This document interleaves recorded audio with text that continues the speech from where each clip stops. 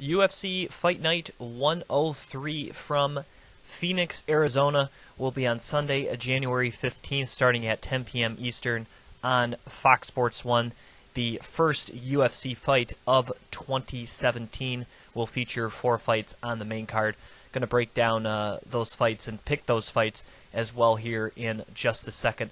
But happening before that, the first ever Legacy Fighting Alliance event will be happening Friday, January 13th from Dallas, Texas, as Leandro Higo will take on Steven Peterson in the main event. For those of you who are not familiar with the Legacy Fighting Alliance, they are a culmination of 2 former, I guess you could call them mid-tier or regional promotions, that being the Resurrection Fighting Alliance, RFA, and the Legacy Fighting Championships, LFC. Both of them have been under the Access TV, formerly HDNet, banner for the last several years, along with other organizations like the XFC, the MFC, Lion Fights, just to name a few. And late last year, RFA was more kind of in the Midwest, and Legacy was more in the Southwest. And they decided, Ed Soares obviously was the CEO kind of behind RFA. I'm not quite sure who was running Legacy, but I think they have a new COO. His name is escaping me here at the moment. But late last year, they decided to combine said organizations, which to me probably makes the biggest regional promotion, probably next to maybe the XFC or Titan, at least here in the U.S., and I thought this was a great move. Both had already kind of gone on there, and to me it even brings more legitimacy, and it can bring more prestige to a lot of these younger and up-and-coming fighters, or make it a better platform for guys that maybe dropped out of Bellator or UFC, and it gives them maybe a little more prestige and competition to go compete there for a while on their way to try to make it back up to the big show, one of these feeder organizations. So I'm excited to see how Legacy Fighting Alliance, and probably the best of the names they could think of, leaving the FA from RFA, ending in Legacy. So interested to see how that goes down. It looks like 7 fights will be scheduled for the Access TV portion. I'm not sure if they're going to show any other sort of local undercard or whatever, but at least according to SheerDog.com, that's the 7 fights I have available. That's going to be on Friday night on Access TV. Then on Saturday night, Invicta FC 21 will return to Kansas City, Missouri. Pretty solid card. Friend of the show, Rachel Ostovich, will take on Christine Ferreira, making her professional debut. Also, Elizabeth Phillips, who has competed in the UFC a few times, she's going to be taking on Leah Letson.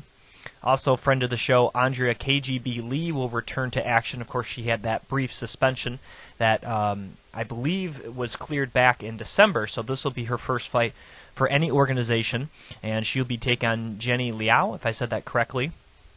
That should be fun. Also, Aspen Ladd puts her undefeated record against Sarjay Eubanks. Should be an interesting fight. Also, Pani Kinzad, if I said that correctly, will take on Raquel Paului. Interesting fight there. Also, Jody Iscabel against Deanna Bennett. Probably some of the bigger names there in Invicta that aren't champions. And then, of course, the main event will be Megan Anderson against Charmine Tweet. Of course, with Cyborg still technically the Invicta featherweight champion, of course, there was talk about her fighting for the UFC featherweight championship, which they were just going to open in the women's division. Instead, Cyborg gave kind of a litany of excuses, which led to Geraint Durandamy against Holly Holm fighting for the inaugural featherweight championship. So that should be interesting to see. That's going to go down at UFC 208. That's coming up, I believe, in February. So a lot of things going on. So this fight has a lot of big fights around it, because either the winner will get crowned the Invicta featherweight championship if they decide to strip Cyborg, or Cyborg moves along with the UFC. And also, because the UFC is opening up a featherweight division, there's a very real possibility that the winner of this fight possibly is the first challenger to the winner of Holm and Durandamy. Very possible. A lot is riding on the line. Of course, Tweet's a veteran. She's been around for a while, even though she doesn't have that many more fights than Megan Anderson. Tweet is 39 years old and has been fighting professionally since 2011, where actually her first ever professional fight was against Ronda Rousey. She's also fought some good fighters such as Amanda Bell, Julia Bed, Veronica Ralsenhauser, of course Chris Cyborg. Most recently knocked out LaToya Walker back in May with that crazy spinning back fist that came out of nowhere. And really for Megan Anderson, she's become a pretty big mainstay of Invicta over the last 2 years here, making her debut against Cindy Dandoy back in 2015, losing by triangle choke, but since then has been nothing short of fantastic, having 3 consecutive fights with 3 consecutive knockout finishes, being the likes of Amanda Bell, Amber Leibrock, and Peggy Morgan most recently. Came into Invicta with a record of 4-1, has since relocated to right around there in Kansas City from Australia to train with Glory MMA Fitness with the likes of James Krause, Zach Cummings, and Tim Elliott, among others, there in Kansas City. So she's obviously a big name. She's 26 years old and could be the future, especially of this division at featherweight. She obviously has said routinely, if you go to her Twitter there, Megan A. MMA, I believe it is, could not get down to 135, so she's probably really one of the younger girls in this weight class, and definitely beating somebody like Charmaine Tweet, who's been around for a while, would be huge for her. And like I said, it could be kind of a de facto #1 contender, not only for an Invicta championship, but possibly for a UFC championship. So for Megan, again, who is a friend of the show, we've had her on the program before, I'm sure that's not lost on her now that the UFC 145 women's division is a possibility. So she's probably not, you can't look at it just as a chance to fight Cyborg. You got to look at this as a chance to possibly, 1, get in the UFC, and 2, fight for a UFC championship. So a lot is on the line with this fight, regardless of who wins. And for either girl, definitely a big fight is ahead of them. That's for sure. At the very least, probably getting into the UFC. Let's get to UFC Fight Night 101. Again, as I mentioned, will be happening at the Talking Stick Arena in Phoenix, Arizona, normally home, I believe, to the Phoenix Coyotes, if I'm not mistaken. I think the Suns play there, too. Maybe they play at a different arena. Anyways, first fight of the evening will be in the flyweight division as the brother of former UFC champion Anthony Pettis, Sergio Pettis, returns to action against John Moraga, a matchup of two top 15 flyweight competitors. Looking at Sergio Pettis, he was supposed to compete earlier this year against our friend of the show, Louis Smolka. That was back in October. He had to pull out due to injury. He has not fought since defeating Chris Kalides. That was back at UFC 197 in April. He is, however, he has won, looks like 3 out of his last 4. Let's see, I think he moved to flyweight after his loss to Bruce Leroy. So far in the flyweight division, again, he was the former RFA flyweight champion. He has won 4 out of his last 5. However, all 4 victories are by unanimous decision. He does have that loss there to Ryan Benoit back in March of 2015, where he got knocked out in the second round.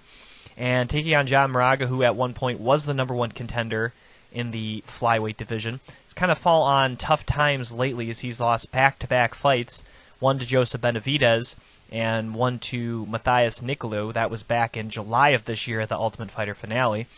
And that was after about a year layoff after his loss to Joseph Benavidez. So this is going to be only the second time he's fought in about 18 months. And really, since losing to Demetrius Mighty Mouse Johnson, only has a 3-3 record, whereas I believe he was a perfect 3-0 heading up to the... he actually was only 2-0 heading up to his title shot there against Mighty Mouse. Since then has gone 3-3, like I mentioned. And Moraga is a very good stand-up fighter. He has decent takedown defense, but obviously he's nothing special to write home off his back. Sergio Pettis, obviously being the younger brother of Anthony Pettis, he comes in as a pretty solid striker too, but he's not quite as flashy, and at least so far in the UFC, we really haven't seen that finishing ability we saw under the RFA banner. So I don't know if that's just because of the up in competition, or if he's playing it more safe in the UFC, or whatever the case may be, we haven't quite seen a killer instinct yet from Sergio Pettis, whereas John Moraga is a guy that definitely has legitimate knockout power in this division and has finished most of his victories. He's knocked out Ulysses Gomez, he's submitted Chris Carriezao, he submitted Willie Gates and Justin Scoggins. So this is a guy that definitely has some finishing ability, definitely has some submissions. Obviously trains with a great camp there at the lab in Arizona, so he's going to be the hometown guy there fighting. Sergio coming, like I said, it's been a while since Sergio has fought. How is he going to deal with that injury? And I don't know.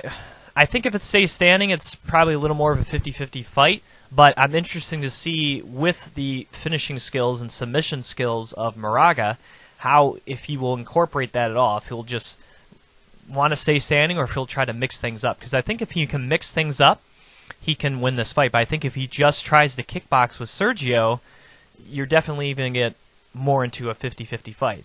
And for Sergio, obviously, how are you going to deal with John Moraga and his stand-up and his submission skills, and what's going to be different to the table? Because right now you're ranked number 15. A win over number 8 would be huge for you. And so far, when you've taken on decent names in the UFC banner, he's kind of faltered.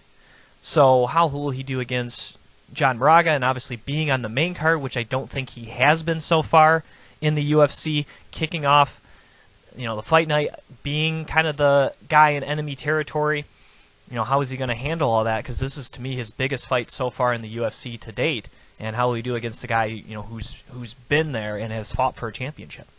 Should be an interesting fight, and I think it might come down a lot to mentality, especially for Sergio Pettis. And obviously for Moraga, like I said, if he can mix things up, I think he can win. But if he stays just standing, definitely leaves himself opening to judges' interpretation. Court McGee against Ben Saunders, next fight of the evening in the welterweight division. Very interesting. Both guys are definitely been around the game for a long time. Ben Saunders has really good submission skills, a crazy guard.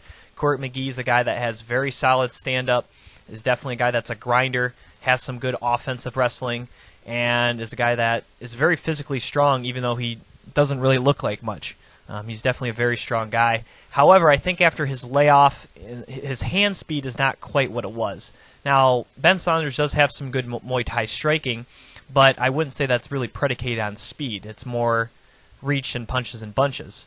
So standing up, I think Court McGee, even though he's a guy that is a tough dude, I think his chin's not quite the same as it was a few years ago, and I think having to try to get inside, even though it's only a 3-inch disadvantage, he also has a 3-inch height advantage too.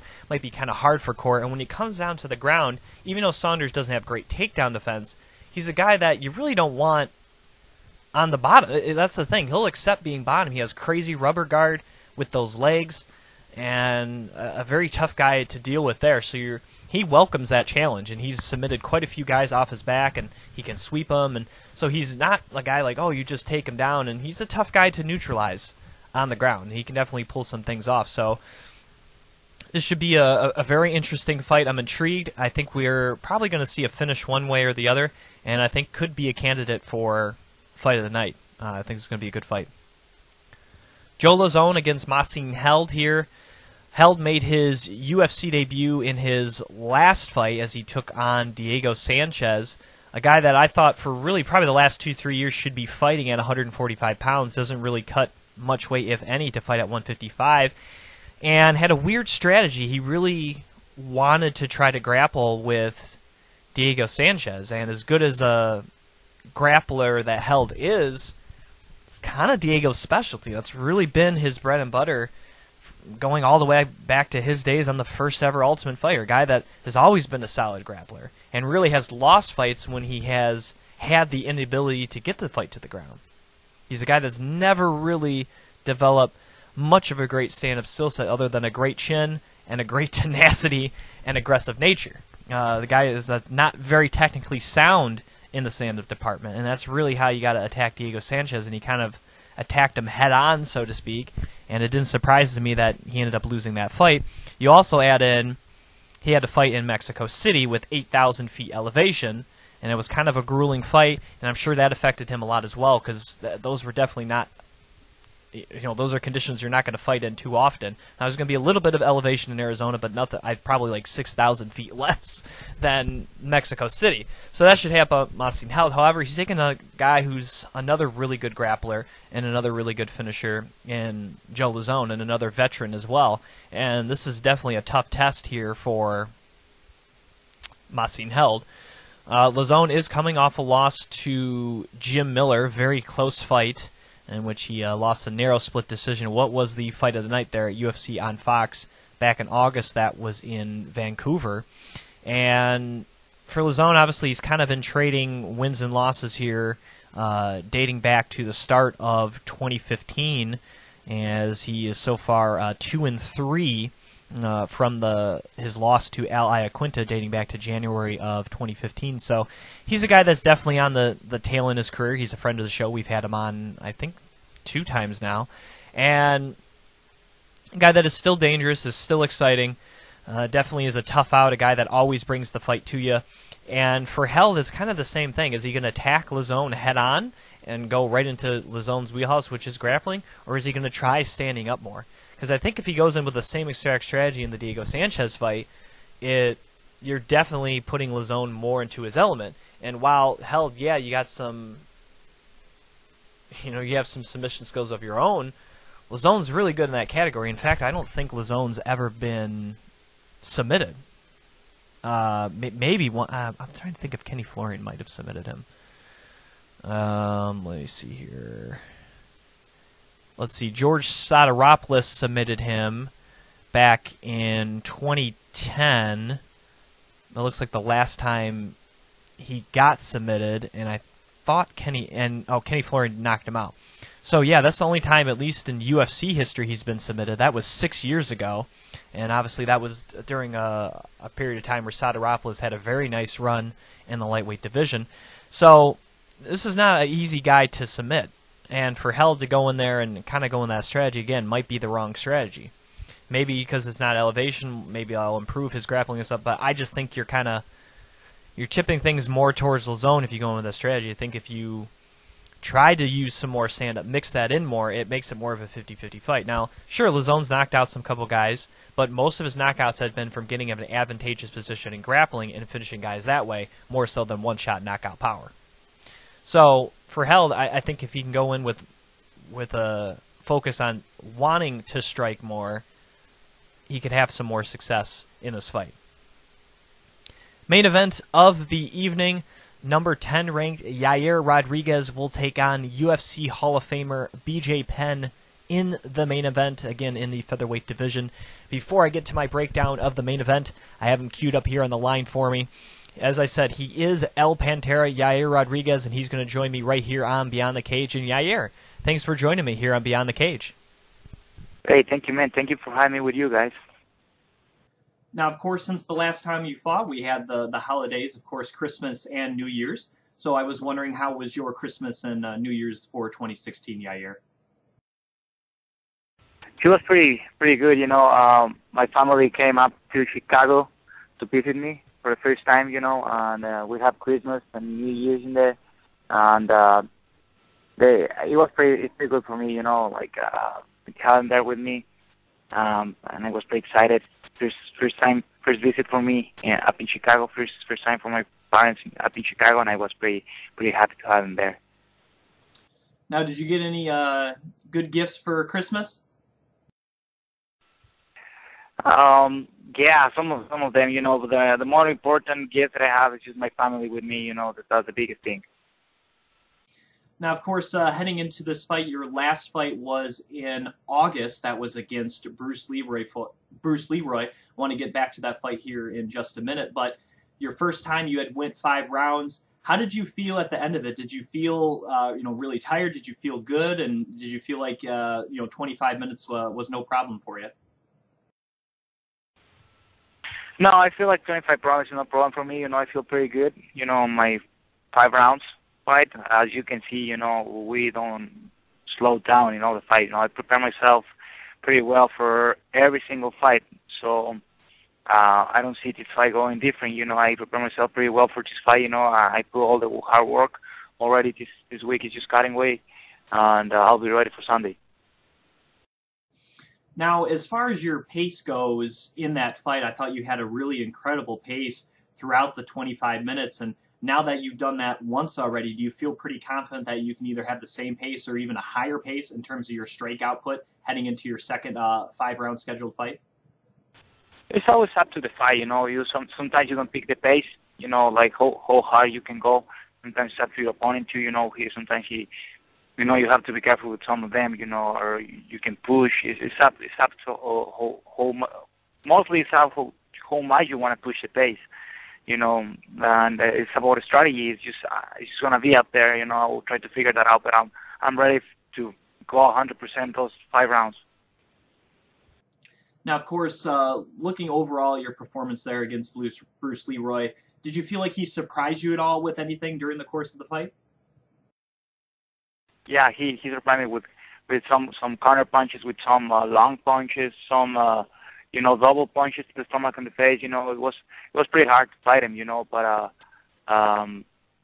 thanks God I'll get the win. Even though you did get the win, it was a split decision. However, most people did think you did deserve the victory there in Utah. What did you feel was your biggest negative in that fight?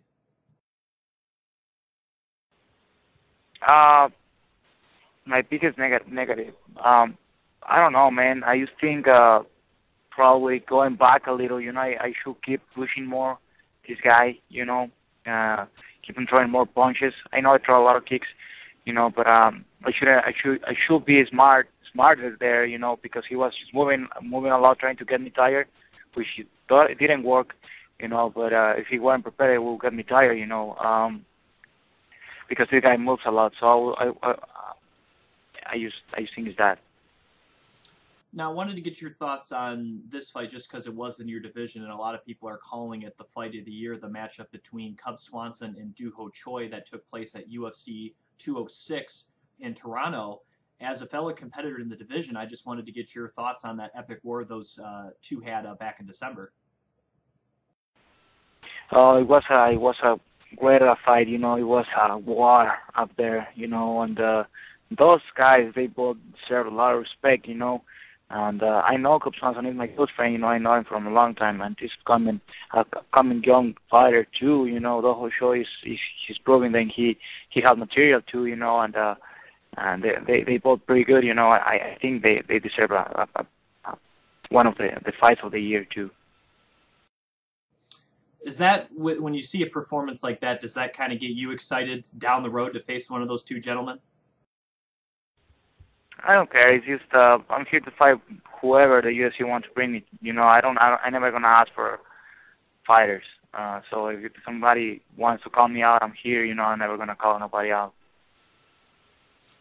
Sticking with your division, the featherweight division, of course, there was a change in the championship with Conor McGregor relinquishing his title. That gave the title back to then interim champion, now champion Jose Aldo. It looks as though he will be taking on Max Holloway at some point in time. Whenever that happens, how do you think a matchup between Max Holloway and Jose Aldo will play out? I don't know, man. It's just hard to say. I don't know who they're training, or I don't know, man. It's just I don't really care, you know, how that match goes. I know it's my division and stuff, but I don't really care how it goes because, anyways, I'll have to fight one of those guys in the future, so I don't really care how it goes. Getting to your fight here in Phoenix, once again the main event, taking on BJ Penn.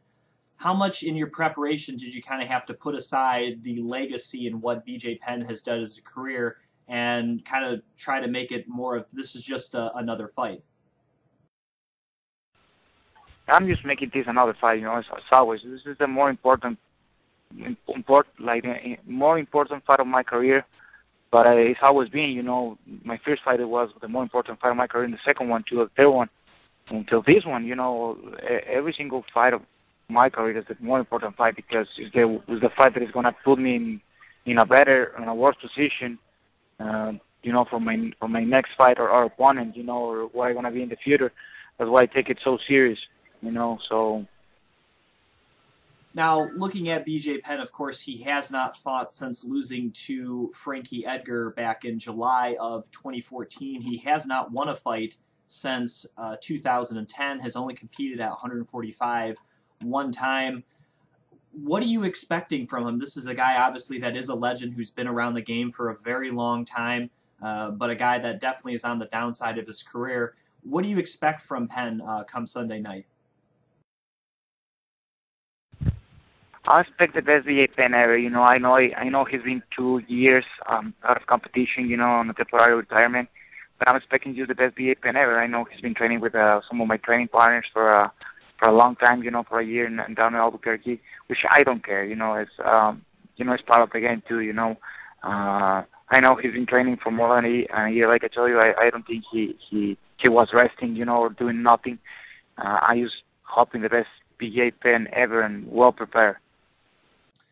Now, whether or not it was true that BJ Penn may have failed a drug test heading into his last scheduled fight back in October, does any chance of him using any performance-enhancing substance, does that give you any concern that this fight may get canceled, or do you not worry about that sort of thing?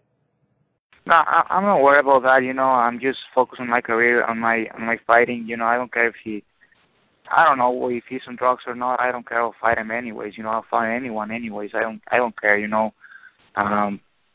So whatever.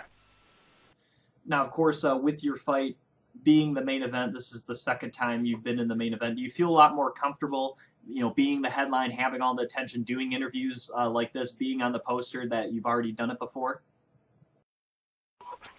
Yeah, I have done it before. You get used to it. Something that I mean, it's part of my work. It's just I don't know why people complain about doing interviews and stuff. It's just part of my work. It's just like I'm telling you, I don't know. It's just too much. I don't care, but it's the truth. I don't really care. This is my work.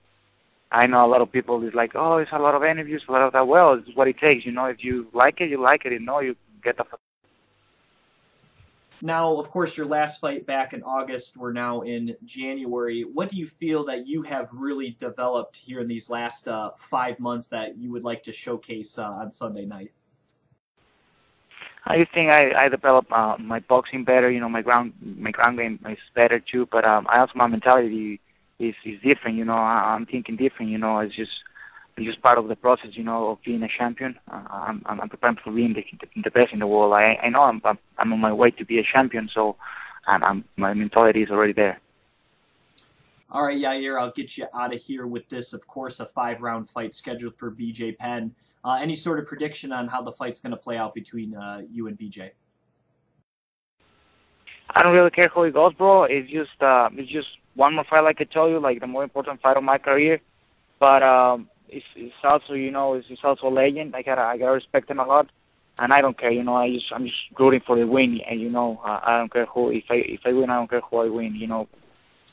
He is Yair Rodriguez, El Pantera. You can follow him on Twitter at Pantera UFC. And Yair, thanks again for coming on the show. I really appreciate it. I look forward to your fight on Sunday night against BJ Penn. Thank you so much, man. I appreciate your time. Hope to see you soon. Once again, that was El Pantera, Yair Rodriguez here on Beyond the Cage as I get to his main event fight against BJ Penn, the UFC Hall of Famer, making his second ever fight in the featherweight division. He has not fought since losing to Frankie Edgar, which was his first ever fight at 145 pounds.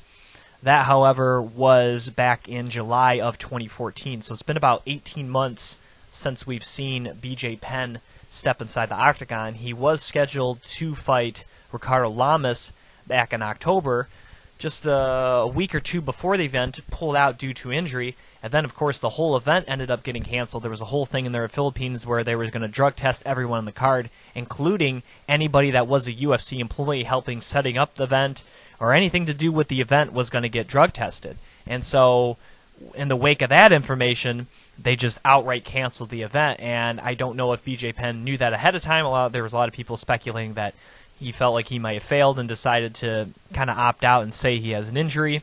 whatever the case may be, it didn't look good that event was going to happen, regardless of regardless of whether or not BJ Penn pulled out or not. Just that whole situation there, and probably is going to make the fact that the UFC is not going to the Philippines anytime soon. But he has not won a fight since November of 2010.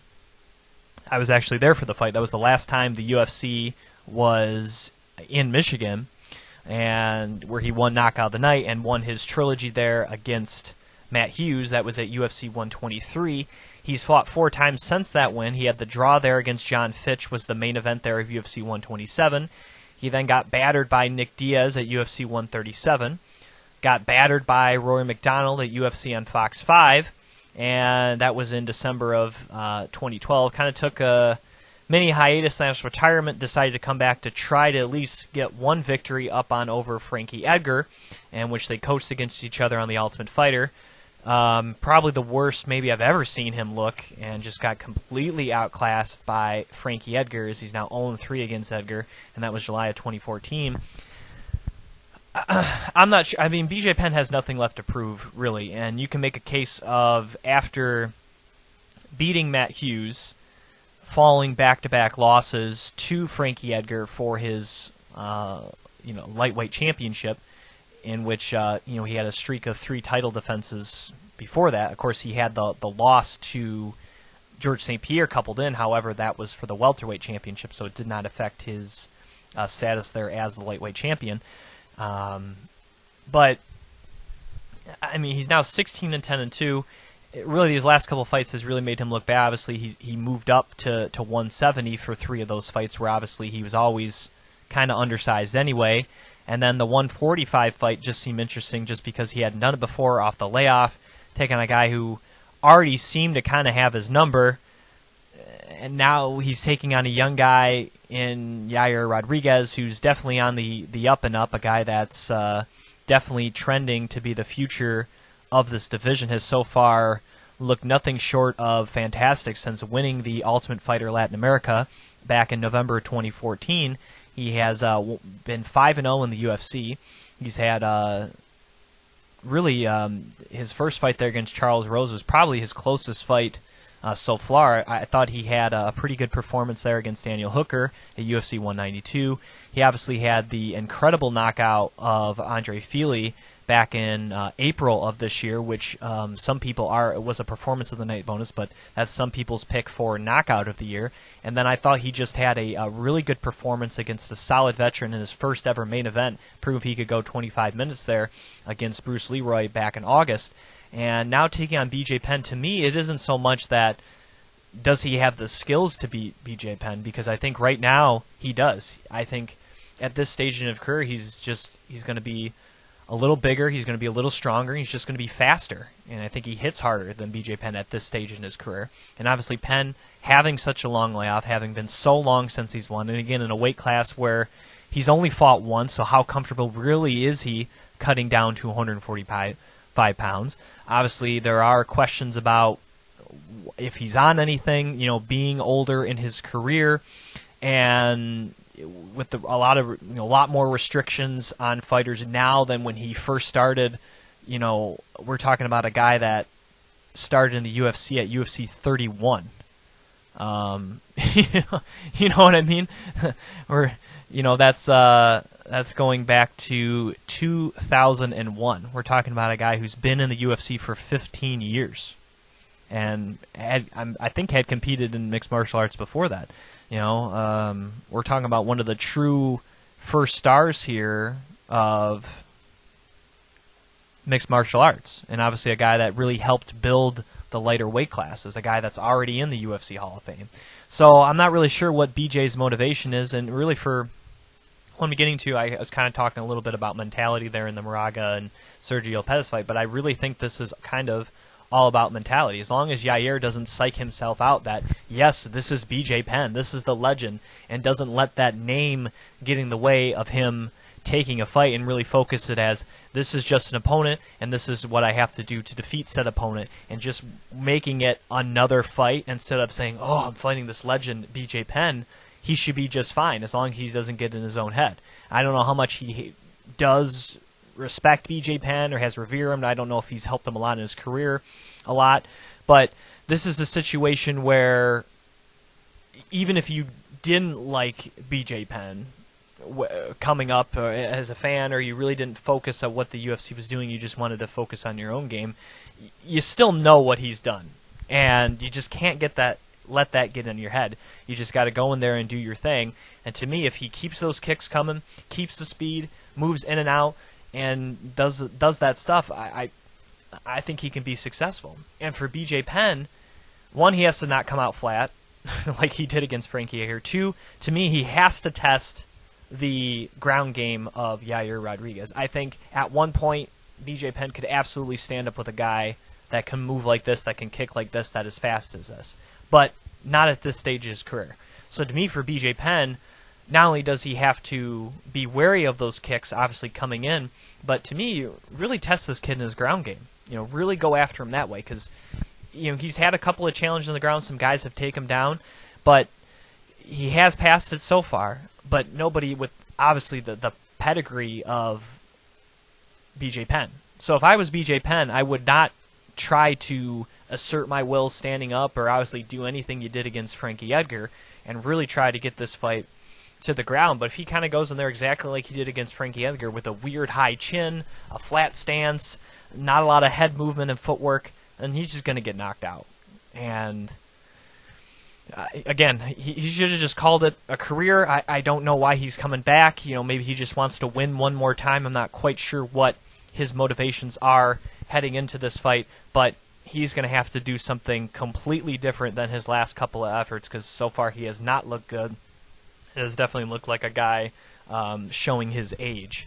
And if he doesn't want to show his age, he's going to have to really attack Yair Rodriguez in the grappling department. And for Rodriguez, you can't get in your head too much that you're taking on a legend, and you got to go in there and focus on another fight and really keep on doing what you have been doing, because it has been working for you. With that said, let's get to picks here for UFC Fight Night 103 from Phoenix, Arizona. First fight of the evening, flyweight division, Sergio Pettis against John Moraga. I really like John Moraga in this fight. Fighting at home, I think, will help, and I think Sergio, I was really hype on him coming into the organization from the RFA, but so far I really haven't seen that guy that was such a hot prospect in the RFA. And maybe this is a fight where he breaks out, but I'm going with John Moraga here in this one. I just think he has more finishing ability. Court McGee against Ben Saunders. I'm going to go with Ben Saunders. I think Court McGee has slowed down tremendously. I think his chin's not quite what it once was, and I think he's going to have trouble getting on the inside of Ben Saunders. And if it does go to the ground, I really like Ben Saunders. Obviously, his submission ability, the only guy ever to pull off an omoplata in the UFC, and I got to go with Ben Saunders here in this one. Joe Lauzon against Massine Held.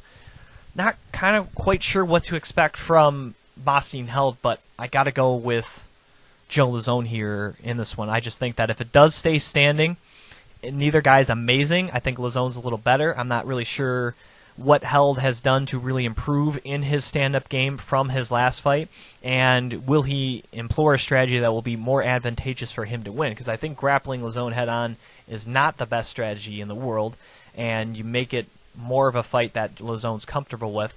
And I think because of that, I give the edge to Joe and picking Joe to win this fight.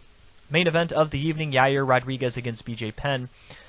As much as I would love to see BJ Penn to succeed, because he's one of the guys that was there when I first started watching the sport, one of the first big stars of the UFC, a guy that obviously was the second ever dual champion as far as weight classes go, being a champion at 155 and 170, and did have a bid at one time to become the first ever simultaneous champion, way before Conor McGregor and everything. So this is a guy that I'm just not sure where his head at. I'm not sure where he's at physically as well, and I'm not really sure what his motivation is anymore to step inside the octagon. And you're taking on a kid that's young and hungry and very talented and ready to make the next step in his career. And obviously you just heard what he's looking to do there on Sunday night here on the show, and I thank him again for coming on the program, but I got to go with El Pantera, Yair Rodriguez, to win this one. So that is my picks here for UFC Fight Night 103, again, Sunday, January 15th, with the main card kicking off at 10 p.m. Eastern. They're also going to have some preliminary on Fight Pass starting at 6:15, and then some more prelims on FS1 at 8 p.m. Eastern as well. And, of course, Legacy Fighting Alliance making their debut on Friday night on Access TV, and Invicta 21 will be happening on the Fight Pass on Saturday night from Kansas City as well. Once again, I'm your host, Jim Graham. Thanks again to El Pantera, Yair Rodriguez, for coming on the program and chatting with me about his fight there on Sunday. You can follow me on Twitter at Jim Graham, and of course you can like Beyond the Cage at facebook.com/Beyond the Cage podcast. I'd like to thank everybody who supports Beyond the Cage at the MMAcommunity.com, MMA Fight Club on Facebook, facebook.com/MMA Fight Club. Izzy Garcia, Flying Brian J, Legends of the Cage, Top Rated MMA, Adam Nelson, a.k.a. Gorilla the Bear, Winter Soldier Peace, he did that for me there. As well as AJ Hiller, MMA Signatures, USA.co as well. You can also follow me on Instagram at TheJimGraham as well. Last thing, of course, it is now 2017, so next week probably have two shows. One will be obviously recapping this and looking forward to the other action coming up, as I believe Bellator will be making their... Yep, that next weekend will be that Chael Sonnen and Tito Ortiz, so I'll be talking about that as well as recapping this card. So I have that episode, and also I will have my 2016 MMA Awards show. I will not only have my picks for Awards of the Year in categories such as Rising Star, Most Improved, Female Fighter of the Year, Knockout, Event, Submission, and Fighter of the Year as well will all be the award categories. I'll have my picks for all of those to see who was the best in 2016, according to me here, Jim Graham.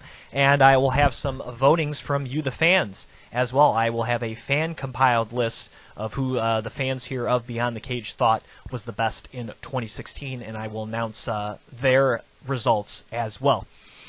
So that will be all coming up next week, including my recap here of UFC Fight Night 103, as well as my preview there of Bellator Tito versus Chael. So until next week, thank you for listening to Beyond the Cage. Be sure to like us here on Facebook, facebook.com/Beyond the Cage podcast, and of course, subscribe to our channel here on YouTube. And again, you can always check out the show on iTunes and Google Play as well as SoundCloud. So for myself, Jim Graham, thank you for listening to another edition of Beyond the Cage.